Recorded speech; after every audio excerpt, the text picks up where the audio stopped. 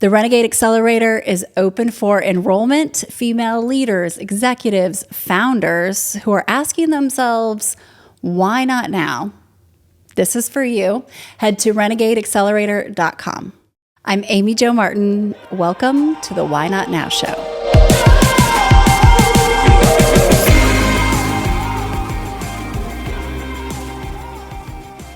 Today, we have Bill Shufelt on the show. He is the co-founder of Athletic Brewing, and this is a conversation that really leaves no stone unturned. Athletic Brewing is a brand that I have a bit of a crush on, and Bill and his team are disrupting the industry. There is so much momentum, so much change. But in this conversation, Bill and I discuss how he got into this, his ultimate why not now idea. Everything was good. He thought he was set. He was happy. But there was this idea that would not leave him alone. Exactly what happened the day that he greenlit his why not now idea. We talk about how he operates day to day and his consistency. We also discuss things like his team. We discuss how he is disrupting, but still there are fundamentals that are true and true. And I find the business and the operations of the business very fascinating. I think you'll enjoy this conversation. Without further ado, here's Bill. Bill, welcome to the Why Not Now show. I'm excited for you to be here in Austin with me. Thank you. Excited to see you again. Thanks for having me. Likewise. Here we go in the spirit of Why Not Now. I've been looking forward to this, and I'm curious to hear your answer. Tell me about a time when you had a big decision to make, and you had to ask yourself the question, why not now? And we'll dissect that delta between idea and action. Yeah. So I definitely have one specific moment in mind, but it's also interesting that my life went from almost no moments of why not now to like all moments of why not now after. And this like moment is kind of like when that switch happened. It opened the floodgates of why not now. And I kind of became like a really action-oriented person, like make decisions, make progress. And but I will almost pass that decision to my wife in a way where we've known each other since high school. And she saw the idea germinate of Athletic Brewing. I worked on it for 2 years, had this very well-developed business plan, which she was really supportive in encouraging me to even start on that journey. But I had this great finance job. Like I worked at one of the world's biggest hedge funds. I didn't even have a LinkedIn profile, didn't take calls from recruiters. I was not planning on leaving that seat for the next 20 years. Perfectly stable, content future for my family. But my wife saw the passion I had personally for Athletic Brewing. And I'd never personally had fulfillment for work. There was no bigger why behind it. It certainly didn't light my fire every day. And my wife took me out to dinner on one of the last days of 2016. I was 2 years into business planning at this point, and she was basically like, I went through all your business planning materials over the last few days, and she's like, I want you to walk in to work and quit on the first business day of the year. We can afford it. We can budget for it, but I don't want to know you in 10 years if we're just still talking about this idea. And she said, just do it right now. And really, like, it was like the definition of this kind of moment. And it was gosh. And it's so funny, is like, I spent my whole life from high school probably building to where that career was at the point, and I had never even considered anything. Yeah. Power play, no LinkedIn. Like, I'm good.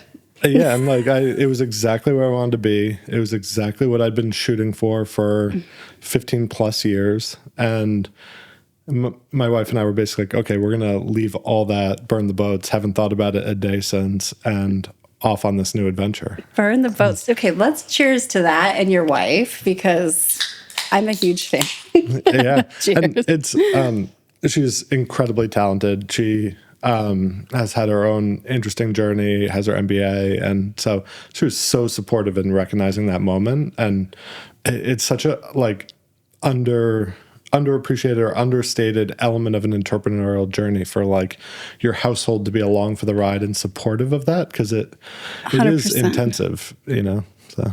Absolutely. And the fact that she reviewed your materials for a couple of weeks and she gave you that confidence of, no, I've like done my diligence, and that's incredible. So let's go back to, this had to have been brewing, no pun intended.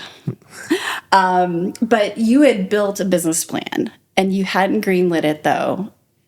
Was it just a confidence thing, or were you thinking maybe you would parallel this with your other job for a while, or what? I mean, her confidence was huge, but you had been thinking of like dating, flirting with the idea, right? Mm-hmm. Yeah, really 2 weeks before that moment, I had told my first colleague about the idea. I was like, I got to tell someone about this. We were on a ski trip together. I was like, there's a 10% chance I ever do anything with this, but it's something I'm passionate about and I've put a couple of years of work into. But I still thought there was a 10% chance I was going to do it because I had a good career. And like, what's the point of taking an enormous amount of risk if you already have a good career? And my wife also connected that dot for me. She had seen the transformation that had happened in my life. So I had stopped drinking about 2.5 years before that moment when I quit my job. And my wife saw me transform in that time period, like an intellectual curiosity turned back on at night, my health, my fitness, my sleep, relationships, career productivity, everything. It was like this virtuous cycle when you remove that ceiling of alcohol in my life. And it's just for me personally, like no judgments on anyone. Totally. But she basically connected the dots of, when you in your career or social occasions wanted something moderate, it literally doesn't exist out there. Like it is not possible for adults to socialize and like be moderate without a heavy stigmatization. Yep. And she saw the impact on my life. We had done enough research to know that over 15 million households are impacted by alcohol use disorder. And that's just documented cases. So that number is probably way higher. We've seen recent health figures from all over, but like potentially attributing 5% of cancer to alcohol, heart disease, and on and on and on, like incarcerations. And my wife and I like kind of cobbled that all together, and for the first time painted a picture where if we made moderation accessible and cool and delicious and the best part of people's day, what is the ripple effect on society and tens of millions of people if we just make that accessible? And all of a sudden it went from comparing two economic ideas to comparing something like this chance at having an impact. And for the first time I saw like, this is the way I can make a positive dent in the world. And it just like lit my fire, and it hasn't even come close to going out yet. If anything, it like rages harder than ever. So, yeah. Which is just an incredible story. And I do want to fast forward. But first, just something you said. You said it was time to just burn my boat, right? And at Renegade, you know, we have 5 Renegade rules. Number 2 is you don't give yourself an out. You put a mechanism into place that holds you accountable. And that's because we've got 300 plus interviews with individuals like you and working so closely with incredible business minds. It seems there's always that mechanism that, nope, you're moving forward across the starting line, which your wife helped nudge you, right? And when you think about why not now and how you said, you know, this opened the floodgates, and now, you know, you doing what you love and being very good at it has now created this momentum of why not now, all day, every day. I just think that that's what's so cool about the contagion. So I want to share with you. So I've had a crush on your brand for a while, right? As a marketer. Thank you. Growing up, I didn't necessarily have a crush on boys as much as I did brands. It was like, oh my gosh. So when Jimmy DeSico reached out and said, hey, will you come and be on a panel with Super Coffee and Athletic Brewing? I said, yes, right away. And he hadn't even shared some of the names on the panel. I'm like, you don't even need to name drop. Like, I'll come because of Athletic. And I'm an investor in Super Coffee. But what you just said about the stigma of just being out New York or LA and being at business dinners, like, I don't really want to order an O'Doul's and be like, oh, got my O'Doul's, right? But you've done such a great job with the brand and the branding that I'm proud to be carrying, you know, on Athletic. And it's obviously quality and taste and product, but there's also just a cool factor and cachet. Did that go into the product development and the packaging, or like, how did you approach that? Wanting to blend in? Yeah, and I'm a big fan of Super Coffee and the brothers as well. Me too. It's a great product and company. Yeah, in terms of, I knew we had a huge challenge on our hands with non-alcoholic beer because I knew intuitively that it's something I wanted in my life. And I thought I was a close enough approximation to the just normal, modern, healthy adult that wants to be a little better at their career, a little healthier, and kind of in the pursuit of progress, to say. And so I knew I was an approximation for a very large number of people. So I kind of designed a lot of it to speak to myself in a way. But non-alcoholic beer was born out of Prohibition. From the day it launched, it was a lesser than product. It was like, you can no longer have this. You are stuck with this. And so, of course, when alcohol came back, non-alcoholic beer became like a total penalty box sacrifice occasion beverage. And it was thought to be for like 1% of the people, 1% of the time.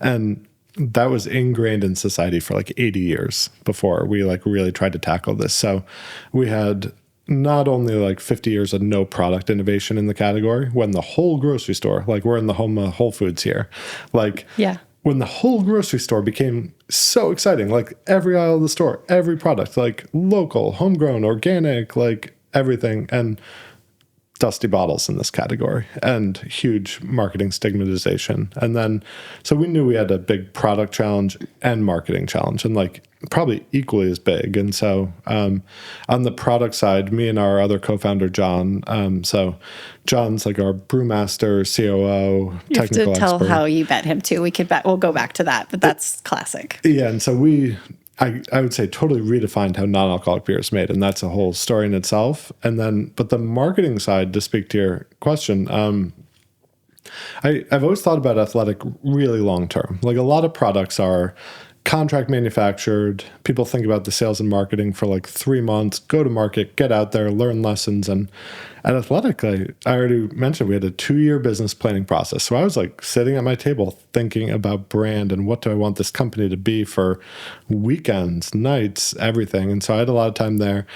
And then homebrewing around Gatorade jugs, John and I had 8-hour days with like nothing to talk about except what do we want this company to be? What do we want the community to be and everything? And so we had a lot of long lead time to think about that. And I knew in this generation too, the products I love and fall in love with, I want to know more about the company. I want to know who they are. Mm-hmm. Do they make the products? Where do they source? How do they give back to communities? And so I wanted for Athletic to have it be like an onion where even if you're in our community for 5 years, you're still peeling back that onion being like, I had no idea they did this. Or like you like learn about our Two for the Trails program or like our sourcing, our community impact, and like every year figuring out something you love. Like maybe you fall in love with the brand for the outdoors, the aesthetic, and like the great tasting beer. But then hopefully you peel back that onion for like 5+ years. So okay. Yeah. That's really interesting. And if we were to fast forward, I mean, you've been on a ride, right? So it started in 2017 officially, but have been pre-planning. Yeah. And you've raised, a number of times, but also the category is growing like crazy, but the company is also, right? Not only within non-alcoholic beer, but also within, the beer industry. We were just speaking at the National Wholesale, amazing beer event, and some of your colleagues and your, fellow, I just say colleagues are not colleagues, comrades. I don't know. What do you call them? Yeah. It's like peer circle. They're the biggest beer brands in the world. Like the CEOs were on that panel with us, and then there's you. Because you've earned, your seat at the table, and it's not a this or that, a competitive. So with this crazy growth, how would you give us the movie trailer of 2017 to now? Yeah. Like what are the big... Well, I'd say so if you go back 10 years ago to when I was in the height of this pain point, like out at bars and restaurants, social events, weddings, everything all the time without any good options. And like, that's where the real pain point was. And I was like, I hope we can get this movement started And then in future generations, they can open up menus, and either side of the menu is super exciting. And that was like my future vision of the world, to have this major inflection point in a 5,000-year history of adult beverages, all of a sudden in a 5-year period, have this major change happen, which is a big disruption. And so I'd say in many ways, the moment you just described, where we're in the biggest beer conference in the country, and a significant portion of the conversation is around non-alcoholic beverages and how exciting it is. Like, I would almost mark that as like we've reached escape velocity and like accomplished like the first part of our mission in a way. That's a big landmark then. Yeah. And so that's really exciting to hear. All these beer companies, all the biggest international alcohol companies are now in this category in a serious way, which is super exciting. Yeah. Yeah, and Whole Foods, by the way. So Whole Foods, headquartered here in Austin, Texas. You're the number one beer brand sold of all beer, not just NA, right? Yep. Yeah, the number one adult beverage in Whole Foods. And credit to Whole Foods for overhauling the category and taking a big bet on a forward-looking innovation that they thought their customers would like. I walked into Whole Foods with unlabeled brown bottles, and they got really excited about it. And so, gotta love Texas and Austin, right? It started here, but the distribution too, you're now international. And I have to share with you. So as I was interviewing some of the other CEOs of the big beer brands, and we were talking about NA, there's so much respect, just cumulative respect for what you've built. Oh, thank you. And rightfully so. And as I'm digging, you know, a lot of people refer to your willingness to not just focus on scale right out of the gate. Like, you clearly wanted to get it right, and it's incremental, you know, growth. When we were preparing for this interview, I had a chance to talk to your team. I talked to Chris. And I wanted to dig into this because to me that signaled, okay, that's something about him and just knowing pace. And what was it that we could dig into? Like, what's your superpower? And I said, so what's Bill's X factor? And this was the most interesting thing. I've been thinking about it since we had this conversation. He said, Bill goes 60 miles an hour all the time. He doesn't slow down. He doesn't speed up. He doesn't. And it's just like, he's really hard to get, you know, upset. You've never seen him, you know, angry. And it's really hard to like throw you off. And he just really is an even keel. And he said, even when you are pencils down, maybe with your family, then you'll be hopping back in. But there's just this consistency. And I feel like our society, especially the way we've romanticized like the entrepreneurial life, is not that anymore. Like, consistency is a lost art. But first of all, do you agree that that's probably one of the things, like, your superpowers?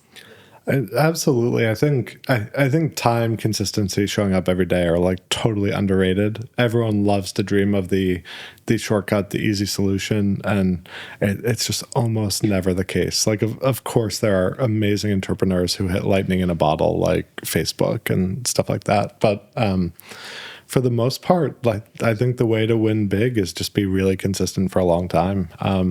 And yeah, it's not possible to go 100 miles an hour and do it with quality and do it with intention and do things well. It is very possible to go, you know, 60 miles an hour every day and have like decent balance. But I was meeting with two earlier stage entrepreneurs yesterday here in Austin.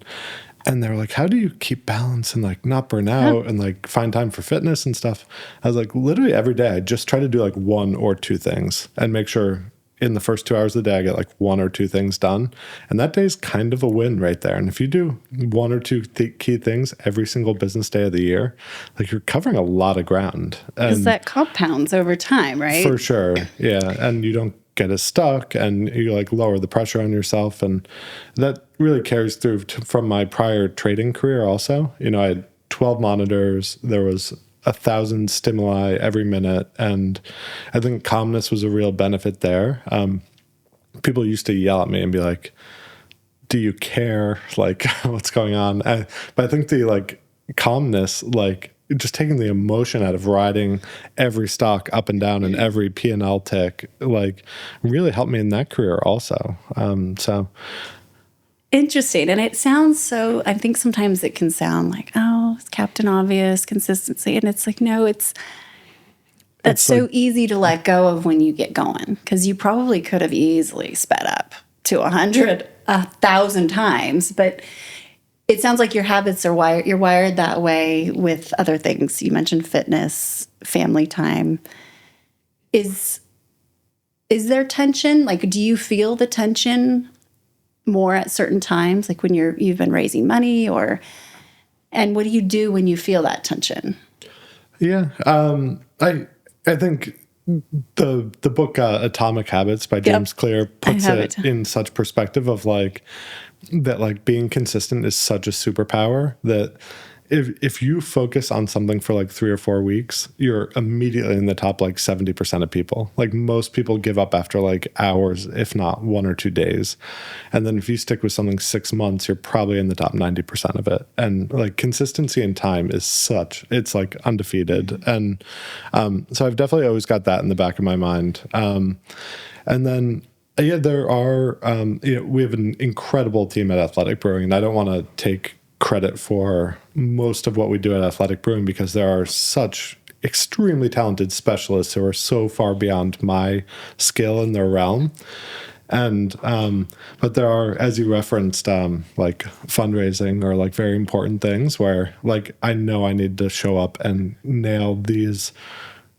Sometimes it's only 3 to 5 major things a year, and then the rest is all very much around the edges of everyday stuff. And so I definitely focus and like make sure to execute on key projects for sure. And there's, it's so easy to get caught in your email inbox or like text messages, and like you can be as busy as you want. Like there are unlimited emails, and the more email you send, the more you get back, and like the less you get accomplished. And so I always try to start with like the big building block and like, did I get the big thing done for the team today? And then all that. Yeah. And so do you, with priority management, not time management, but more priority, do you, with email, I've emailed with you and you're so quick to respond. Oh, like and it's not a priority. I don't think I'm a priority, but do you try to get back to everyone, or have you just found the right systems and processes to filter? Are you a big process guy? Maybe unintentionally, but yeah, I generally try to like divide my time on when I'm focusing on different things. And there have been times in my life too where I'm trying to have too many priorities too. And I find it is really only possible to do 2 or 3 things really well. And so, like if I had to list a top 3, it's obviously like family. And I've found a way in my entrepreneurial journey to have like 2 really well-defined blocks of time every day where I'm like focusing on family. And then me and my wife also try to be really thoughtful about like our annual calendar. Like what do we want in like 5-10 years to look back on and make sure we get done as a family, and like what are our priorities as a family? Are they like memorable trips, daily weekend traditions, different things? And so we try to like put that in more of an annual calendar, which helps. Yeah. So like really clearly making family a priority. And then there's really mostly only work for family and athletic. And then, sleep and workouts are like close third priorities, are like, but like I'm just much more efficient with my athletic time and a better family member if I take care of sleep and health. But beyond that, there are times in my life where I've tried to do way too much with friends, way too much with like getting pulled in so many directions. And then you lose sight of the big building blocks too. So, and growing up, were you always pretty even keel? I'm thinking about like just emotional regulation and then the habits of consistency. And those 2 things are like amazing together. If I go back to try to like figure out where I guess that quality came from, my mom was always extremely optimistic and so supportive. Like I think gave me this like delusional confidence in myself. And like I remember specifically a time I went to her in middle school with like 3 big goals. And she was like, you can do all those things. Awesome. And like, without a doubt. And so I had a lot of good role models in my house and my grandparents in my community, which I feel really fortunate for. I came from a very wealthy community. I unfortunately was not in that, but it gave me like good examples to try to strive towards.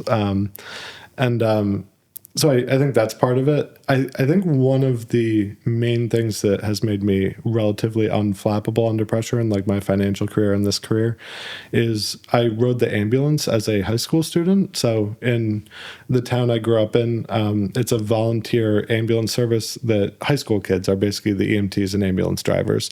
And it's a really rigorous training program. Huh. But then you are thrown into like very high stress situations. Wow. Like I, as an EMT, was kind of like the first responder and lead to 5 heart attacks. And one of the calls, a young girl went through the windshield on the highway. And so you were experiencing these intense situations. Yeah, where it was like, emotion is not productive in this, like get down to business immediately. Yeah. And so I think that has carried through a little bit as well. That's awesome. So, I just thought that was such a cool thing for your team to say, you know. For sure, yeah. Because that gives you an immediate insight into your culture, and it comes through as a consumer, like as a super fan somehow. But sorry to interrupt, but no. With our team and everything, like half my job, I feel like, is just to like hammer on bureaucracy and make sure as we become a moderately bigger company that we don't become a big structural organization that like, and it can be really painful to grind through bureaucracy and be an action first company. And do you call it bureaucracy? That's fine. Do you call it? No. Unbelievable at the puns. Maybe I should brand it though. You should, because it's a... If I make it painful enough a pun, people will hate it so much that it'll be a first. Yeah. And then they'll call each other out on it. Yeah. Like innovation allergies, bureaucracy. Yeah. And then the other thing is like kind of leading by example and like doing very small ball community first things over and over again and leading by example doing that, I think is really good for the team. So we never like lose connection with our roots. Like so many companies get to a size and they just do a big annual campaign and like that's what they do. And it's like, what about like all this community opportunity you're like vacating? And so, yeah. We're going to take a quick break and we'll be right back. Female leaders, executives, founders, heads up, the Renegade Accelerator is open for enrollment. Renegades are at the top of their game. They're doing all the things, but usually there's something that they really want to do. What you do is you bring your why not now idea into this 8-week program. We're focused on curriculum, the Renegade mindset, collaboration, and accountability. We are all focused on growing our thought leadership, finding more time in the day by leveraging our presence. So it is present even when we are not. We are focused on optimizing our time and money and health. It is a mosaic of all types of women from different backgrounds at the top of their game, and the value exchange is exponential. Here are some why not now ideas that have come to life through Renegade. Why not now write the book? I want to get a board seat. I want to increase my speaking fee. I want to build a company. I want to pivot from corporate into entrepreneurship. I want a promotion within corporate. I want to move my brick and mortar company online so I have more freedom. I want to travel 25% of the year, but not see a dip in income. Those are a variety of why not now ideas that have been greenlit. They're done. What is your why not now idea? We're ready. If you're ready, head to renegadeaccelerator.com for more information and to apply. I think that was one of the things that I realized. I won't call it your competitive set because you're really in your own category, but those, some of the big beer brands, they realized early of, wow, that's helped. That boots on the ground, grassroots, they're clearly not just trying to scale as fast as they can, but you had some deep roots. So you're now, there have been 2 incredible, great articles early here in 2025 about the business and just the growth and the story. And you mentioned, you're trying to keep that vibe and essence alive, but you're also growing so quickly. Bloomberg threw out a valuation that was, 800 million. And I'm not throw out, but you know what I mean.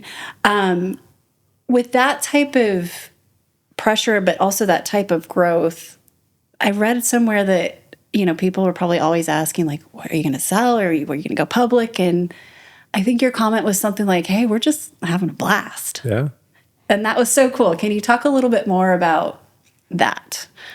Yeah. It's such an honor to have outlets like that write nice pieces and do video pieces and like help us tell that story, because awareness is still so low that non-alcoholic beer has changed, and the beer and alcohol world is so big, like billions of cases of beer and everything, and even though we think we've come a long way, we are just scratching the surface, and in some places we're like way farther along than others, but in the global beer world, like we are just scratching the surface, and that gets me so excited.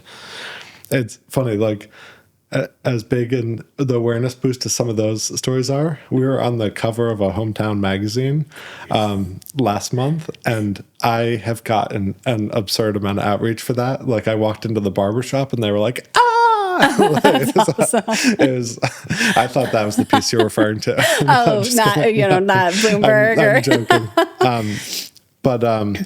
It's in terms of like the ultimate direction of the company, and like of course, like we have raised a lot of shareholder capital and have an unbelievable group of investors. Starting with our like 70 angel investors who helped us build the first non-alcoholic brewery in the country, and we didn't even have product. The market was non-existent. There was less than zero buzz about it. Can we hat tip to Blake, because he's been on the podcast and he's such a visionary.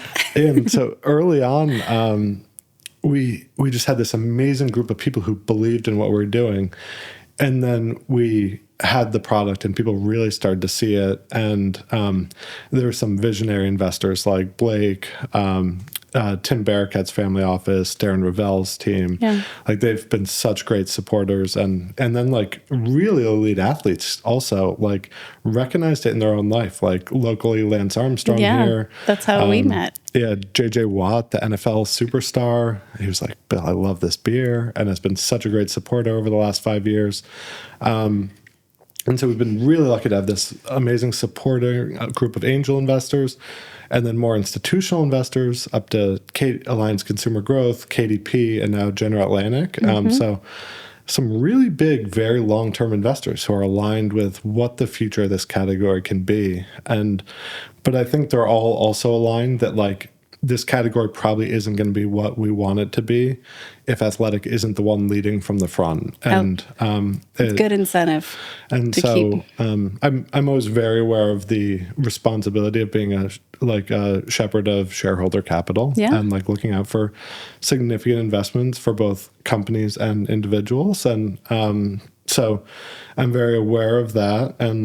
But there are a number of like capital pathways we could go, from private forever to being part of have a partnership with a bigger strategic company or an IPO. And I could get excited and make a strategic rationale for any of those three avenues on any day.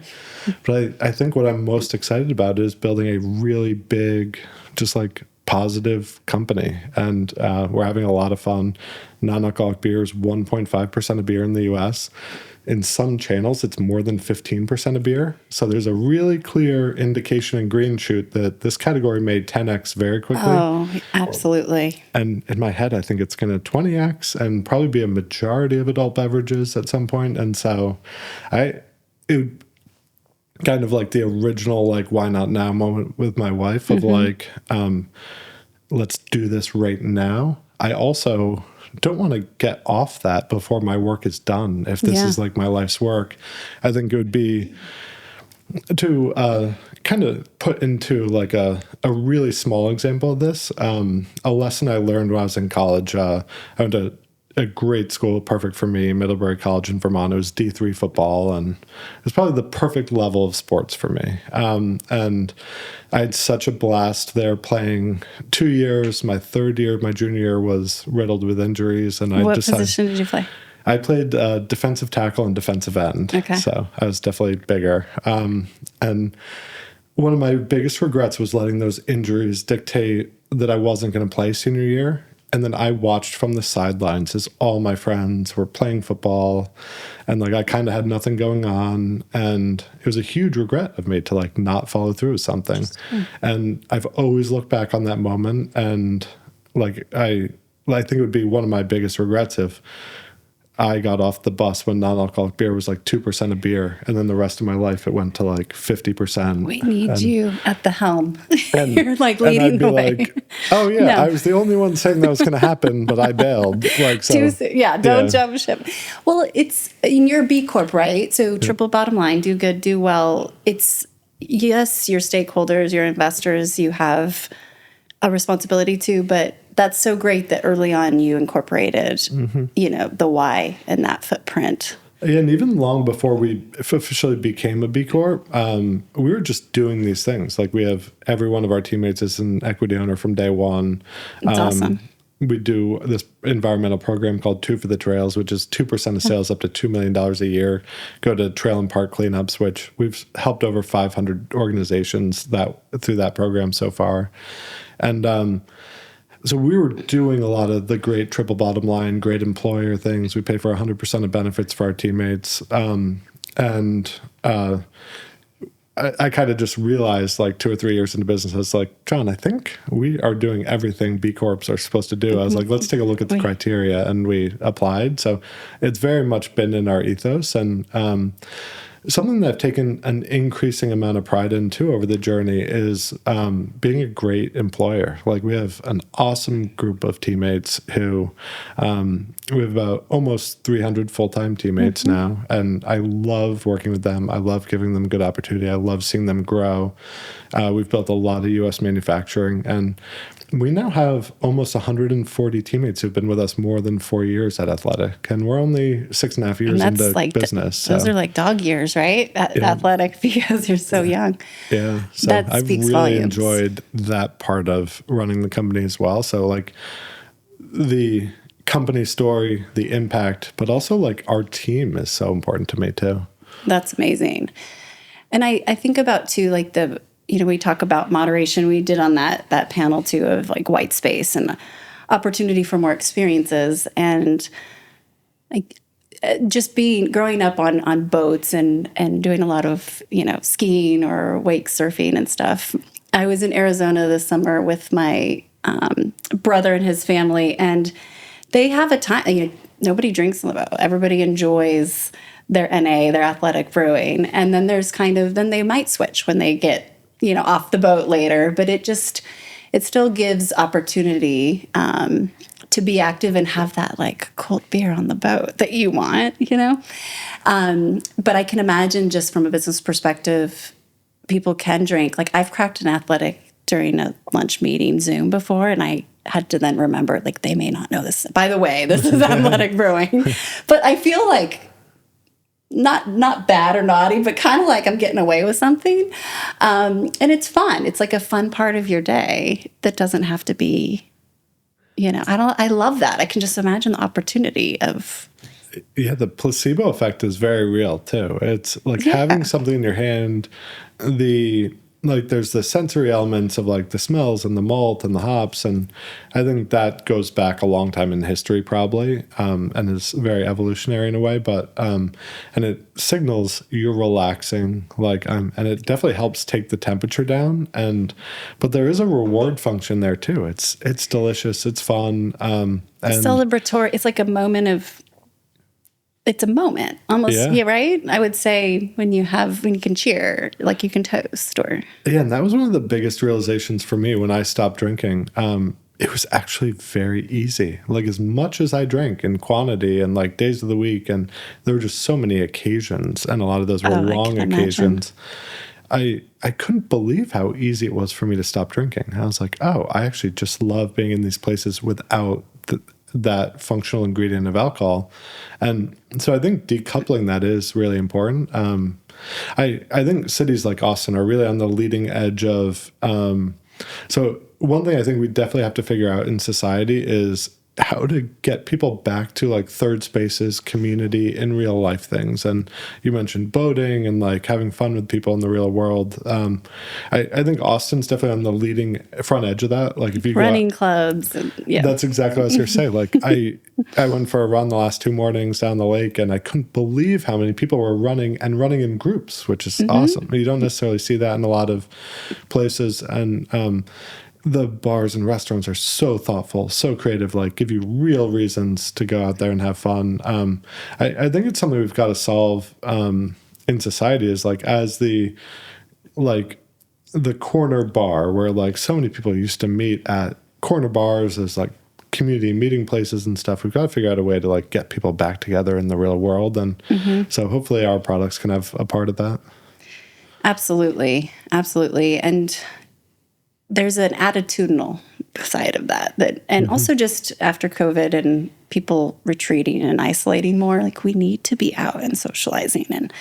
And so at Renegade, we're always focused on, creating a healthier relationship with time, money, and health.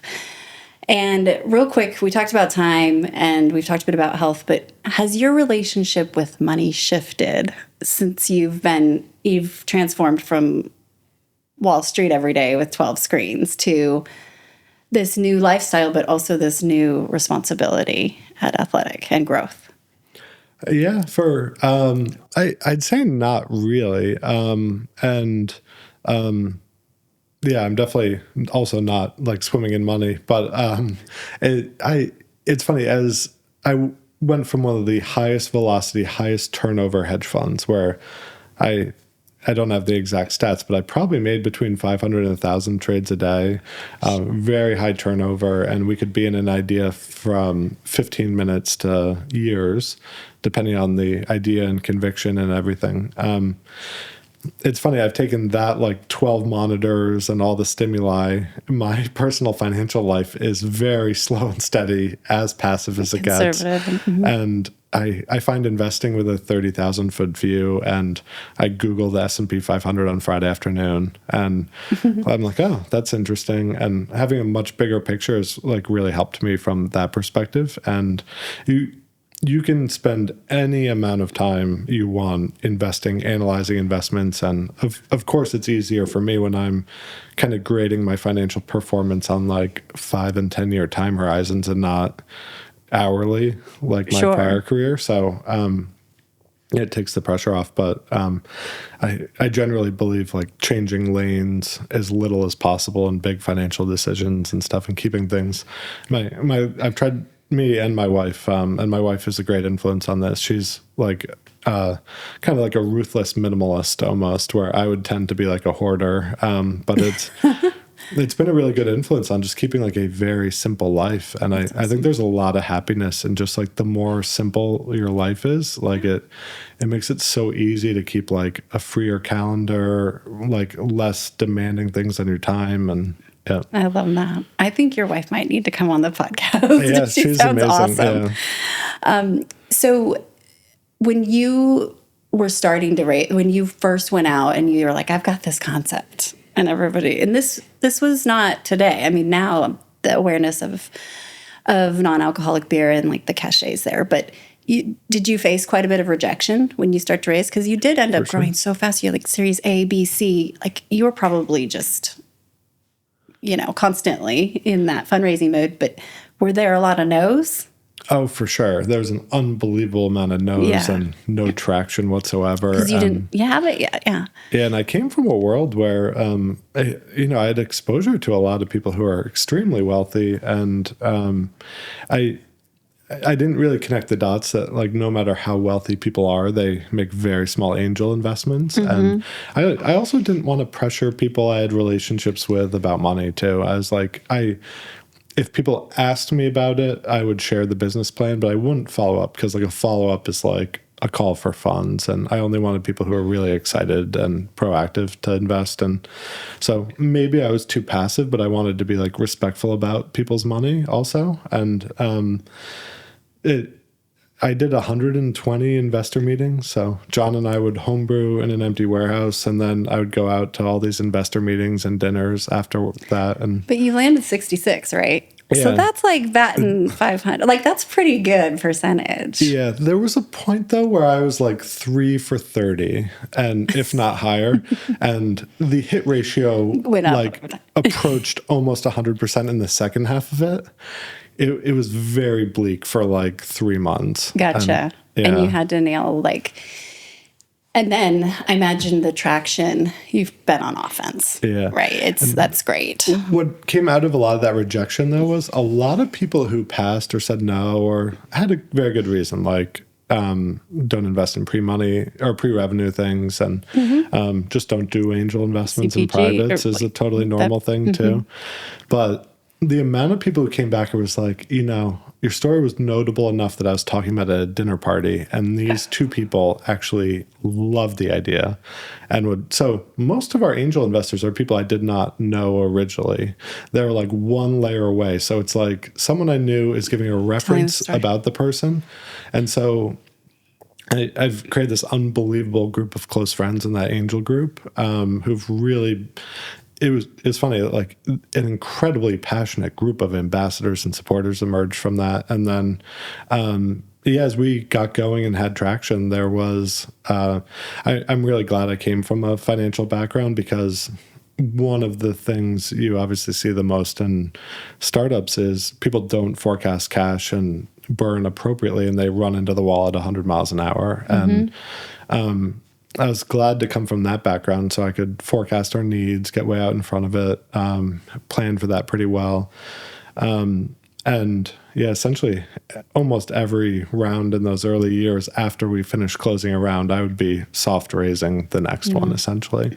And like thinking about what's the next manufacturing investment, what's the time frame, when do we need the capital? And so backing up there, we ended up doing about a round a year for 4 years, and then it was about 18 months on the next one, and then but I think we're in a really good spot now. We went, and interesting times in the world too. It was like, well, for sure, not easy. 2018, 2019 were relatively normal, but like in that time frame, interest rates were also starting to go back up, and like there was deficit reduction and everything, and then COVID hit. Almost exactly to the day we made our biggest investment ever. We bought your brewery. The brewery on the West Coast, 3,000 miles away, on March 17th, 2020. Yeah. And then 2021, there was enormous supply chain crises, and like moving goods around was very difficult. 2022, interest rates went vertical. You've seen all the variables, haven't you, in that short period of time, the ups and the downs. Yeah, and in that too, it's really changed my perspective on, wow, being a private company is amazing. Like, we're just here doing our thing, like, and it navigating that in the public world is extremely challenging. Right. Yeah. And back to your decision making and why you're making certain decisions. Is it for Wall Street, or is it for the business, or is it for the growth, or the triple bottom line? And so what's one thing you keep learning over and over in life? I'm always looking back on myself and like laughing at where I was even 6 months prior. This has been the best interdisciplinary education experience of my life, and that it's also really fun. I wouldn't trade it for the world. And trying to learn every day and like read as much as I can and learn and talk to people who are farther out on the road in front of me.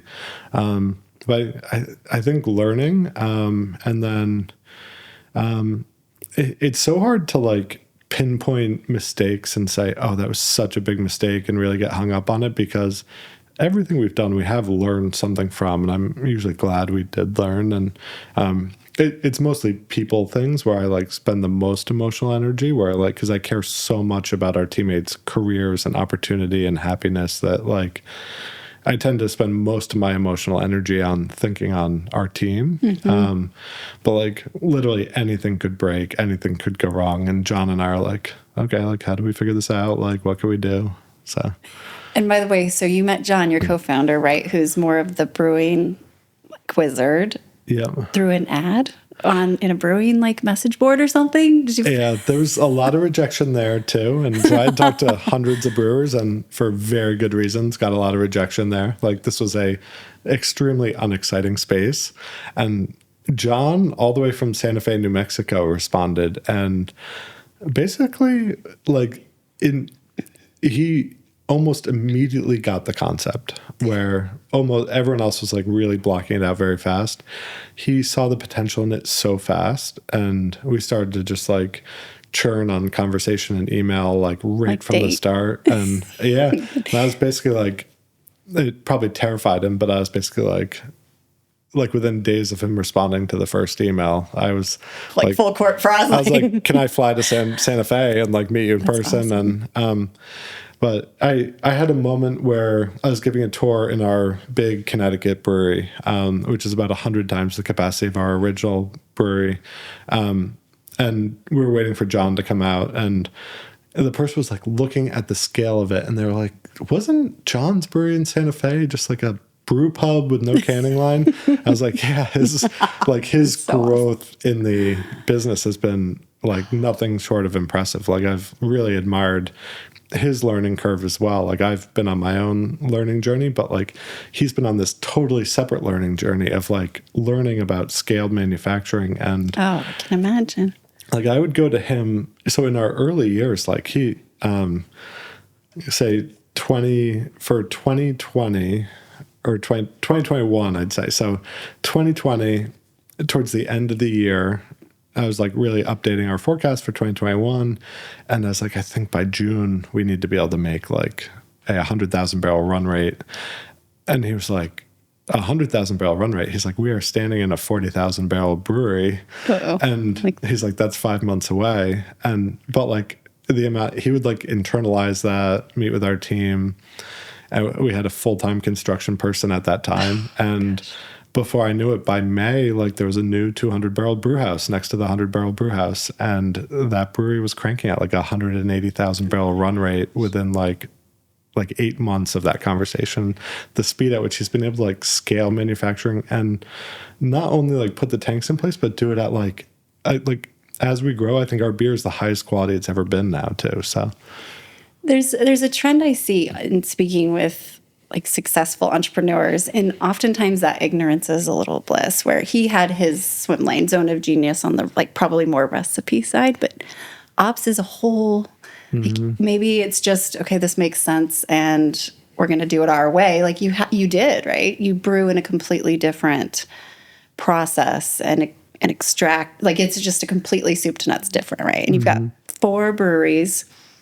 But when you reached out to him, did you know you were looking for a co-founder, or were you looking for someone to just help with the actual recipe of brewing? Yeah. Or were you open?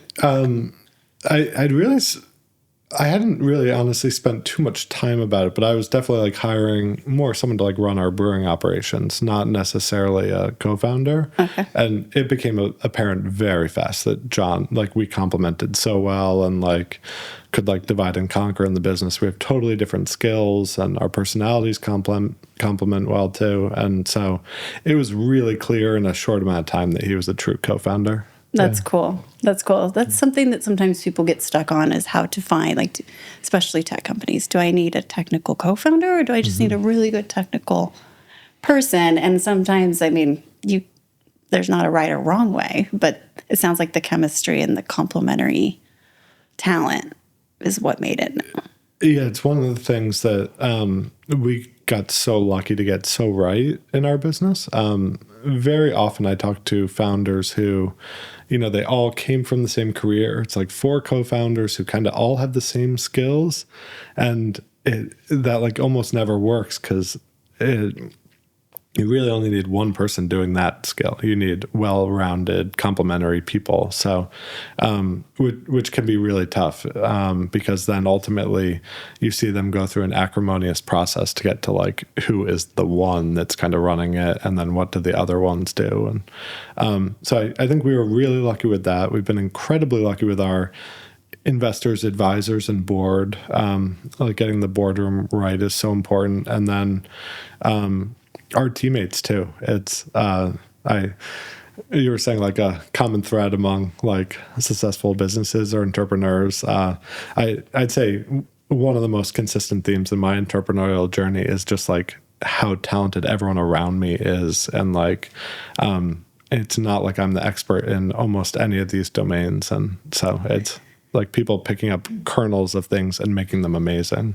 That's awesome. Well, and it makes sense because your brand attracts. I think it's so much more attraction versus promotion, and you probably attract incredible talent. The brand does, like the product and so that's awesome. A couple of rapid fire questions for you, if you're game. So, what keeps you up at night?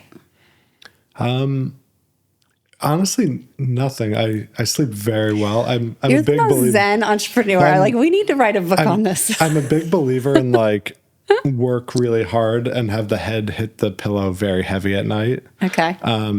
Do you but in terms scroll in bed? Like, do you leave the phone? I try out of the room? not to. Like Okay. if I've been like totally out of touch with the day's news, I will check and like go through Twitter and be like, is there anything major I'm missing? But for the most part, I just try to read a book for like 20 minutes at night and fall asleep. And Okay.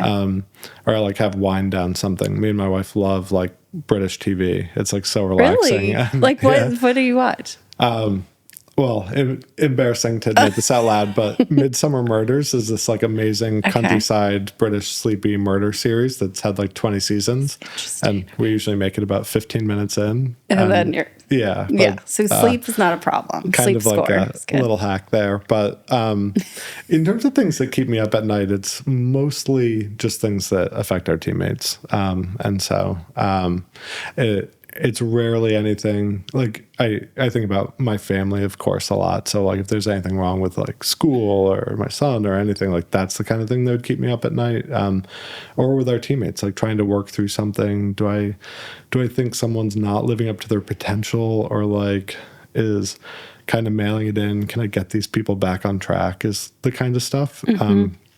Because one thing as a company we have to get right is like if everyone wants to work for an exceptional company with like above average results and above average pay and benefits and everything, but like showing up doing the job average does not result in that. So like I have to constantly get the best out of our team too, and so that stresses me out a little bit too.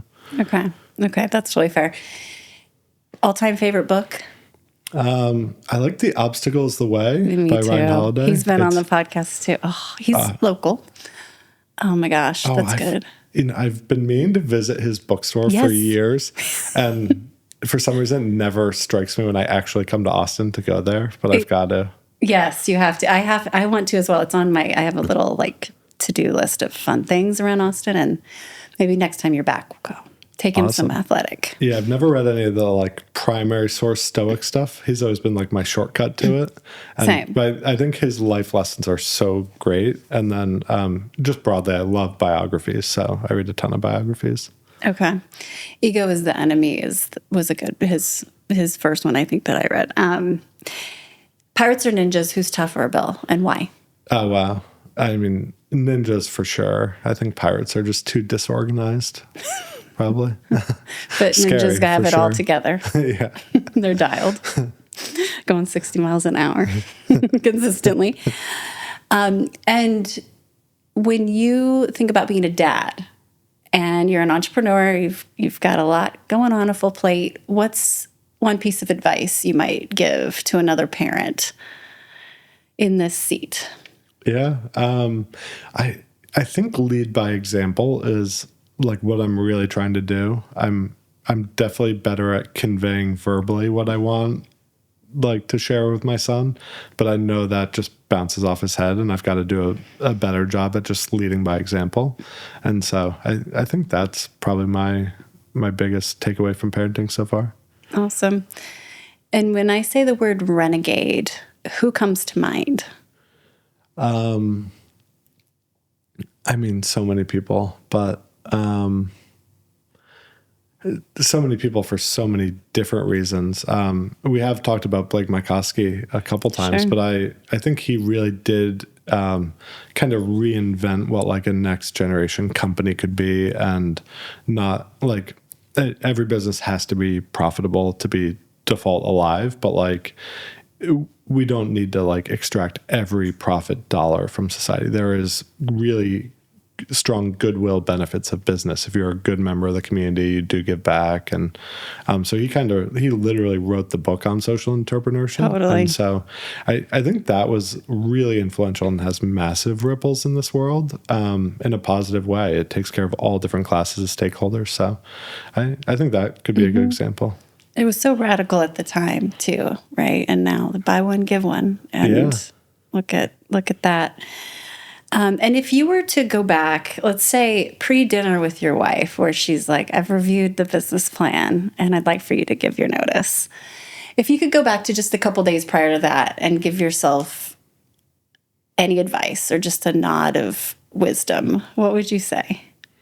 It's so funny. It would be really, I've never actually reflected on those days, but I was like totally ignorant of the life change that was about to happen. And I'd still say along the ride, I've been slightly delusional and blissfully ignorant about how challenging the road ahead could still be.